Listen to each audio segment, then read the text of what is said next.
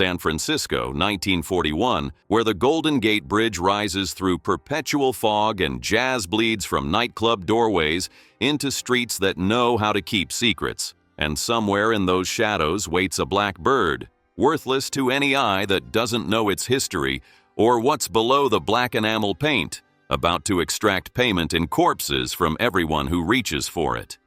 The myth begins in 1530 when the Knight Templars of Malta forged tribute for King Charles V of Spain, a golden falcon whose surface carried the weight of empires, encrusted from beak to talons with diamonds that could purchase silence, emeralds that bought loyalty, and rubies whose value exceeded the currency of kingdoms, though the bird never reached its intended throne, vanishing instead into 4 centuries of legend, stolen by pirates who understood that some treasures grow more valuable through absence than possession, and by 1941 that absence has become an obsession worth dying for, which 4 people are about to prove.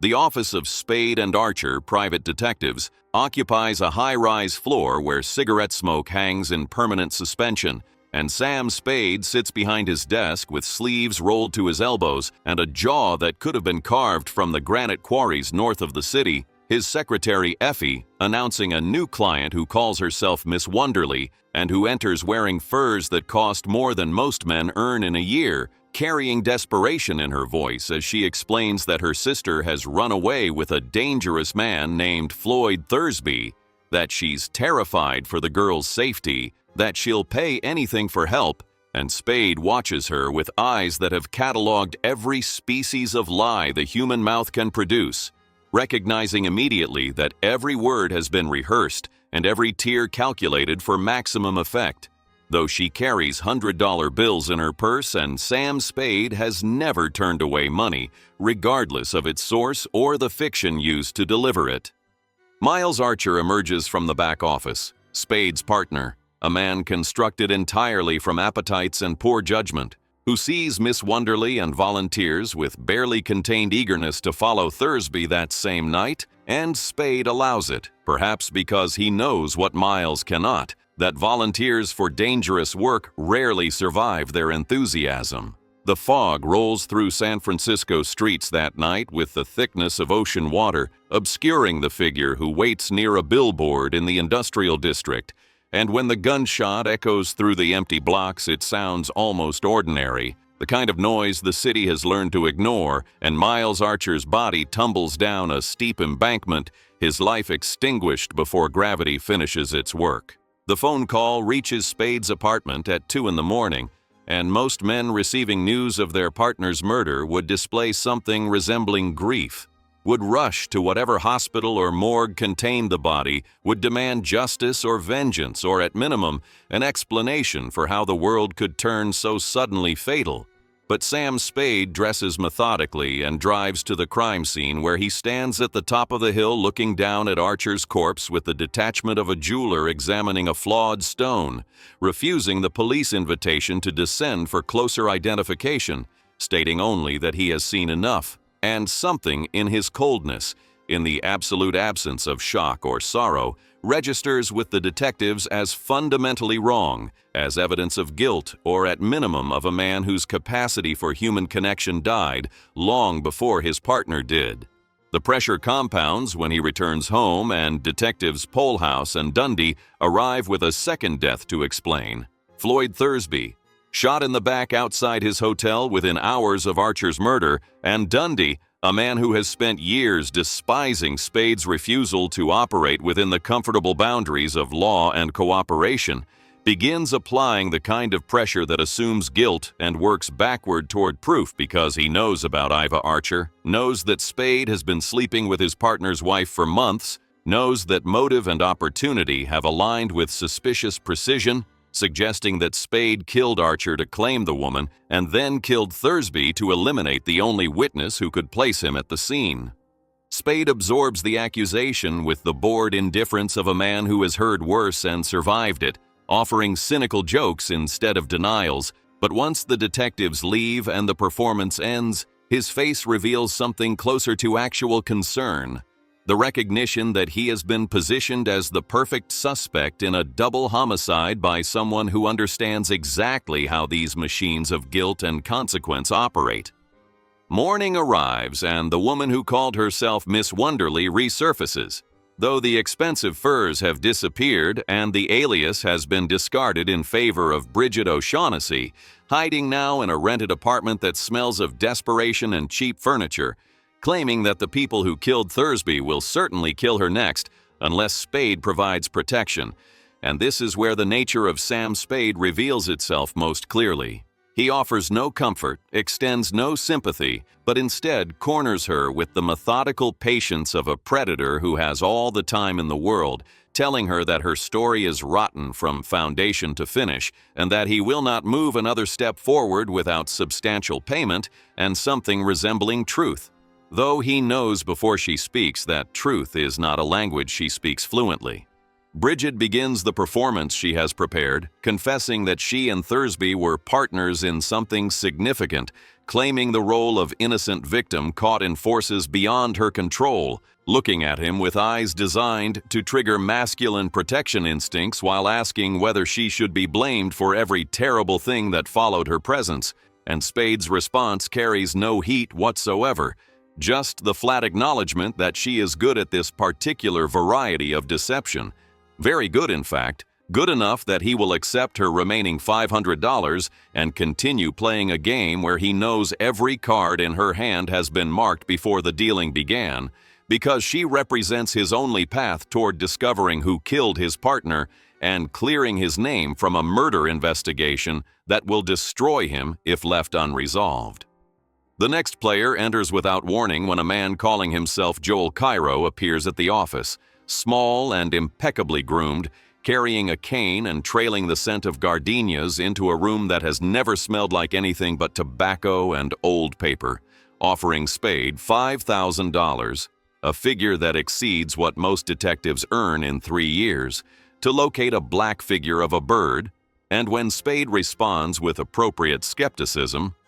Cairo produces a small silver pistol with the theatrical flair of a man who has watched too many films and learned the wrong lessons. Though the weapon disappears from his hand almost before he finishes raising it, Spade's fist connecting with his skull with the efficiency of long practice, and when Cairo regains consciousness, he finds his pockets emptied. 3 different passports spread across the desk alongside a theater program, and Spade returning his gun with the casual generosity of a man who has already demonstrated that guns mean nothing in a room where he controls the distance and timing.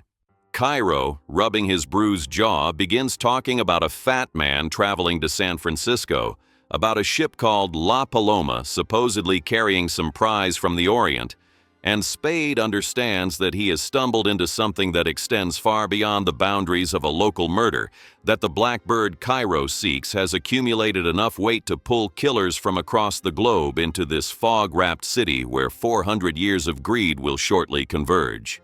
Spade arranges a meeting between Cairo and Bridget in his apartment, and what follows resembles less a conversation than a verbal dissection. 2 criminals trading accusations while both vibrate with terror regarding this fat man whose approach dominates their thoughts, both desperate for a bird whose location neither can confirm, and Bridget attempts her vulnerable woman performance until Cairo makes clear through his contempt that he knows exactly what she is capable of, having perhaps experienced her particular talents firsthand, and when Cairo insults her directly, Spade, playing the role of protective lover, slaps him hard across the face, which is precisely when the police arrive, summoned by neighbors who heard raised voices and perhaps a gunshot that never actually occurred, and Dundee prepares to arrest everyone present until Spade's mind produces the kind of improvisation that separates survivors from corpses, spinning a frantic lie about rehearsing a play, about the violence being theatrical rather than criminal, mocking the detectives with such aggressive confidence that they leave in frustrated rage, and the moment the door closes, Spade drops the performance entirely, turning on Bridget and Cairo with pure menace, making clear that he is finished being used as their shield, and that he will shortly meet this fat man they fear and discover what the blackbird is actually worth. Sam Spade moves through San Francisco streets, followed by a young man in a trench coat several sizes too large for his frame, a baby-faced killer named Wilmer Cook, who serves as personal muscle for the mysterious power coordinating these deaths, and Spade does not hide from this surveillance but instead mocks it openly, treating the professional gunman like a mischievous child playing dress-up, ensuring Wilmer understands that his presence has been noted and cataloged and found laughably inadequate. And this is not bravado but strategy. Spade shaking the tree to observe what falls, applying pressure to see what breaks. The invitation arrives shortly after. Casper Gutman requests the pleasure of his company at a hotel suite that overlooks the bay, and what unfolds there becomes the stuff of legend, because Gutman does not threaten or posture but instead offers whiskey and cigars, asking conversationally whether Spade can keep his mouth shut about sensitive matters, and Spade, recognizing that he operates from a position of complete ignorance, puts on the performance of his life, smashing a glass against the wall, bellowing threats about walking away, acting like a man barely restrained from violence, because he understands that a detective who appears too cooperative is a detective who can be purchased cheaply, and by acting dangerous, he drives up his own value in Gutman's mental calculations, forcing the fat man to show more cards than he intended. Gutman relents and tells the story. The Maltese Falcon, created by the Knight Templars, its journey from Malta through the courts of Spain into the collection of a Greek dealer, and finally to General Kemidov in Constantinople. And Gutman has spent 17 years of his life and most of his fortune tracking this object, explaining that the bird is not merely a statue but a glorious golden thing encrusted with diamonds and emeralds and rubies, hidden beneath layers of black enamel to disguise its value as worthless tourist merchandise. And the bird is worth enough to purchase mansions and politicians and perhaps small countries, worth enough that Gutman offers Spade a massive percentage of its eventual sale, potentially hundreds of thousands of dollars, though as they discuss figures and percentages, Spade's vision begins tilting sideways, his speech slowing as the drugged whiskey takes effect, and he collapses to the carpet where Wilmer, still nursing his wounded pride from Spade's earlier mockery, kicks him in the head with the viciousness of a child finally permitted to hurt the adult who humiliated him. And Gutman and his crew vanish toward the waterfront, where the La Paloma has just arrived from Hong Kong, carrying the prize that has consumed 17 years of Gutman's existence.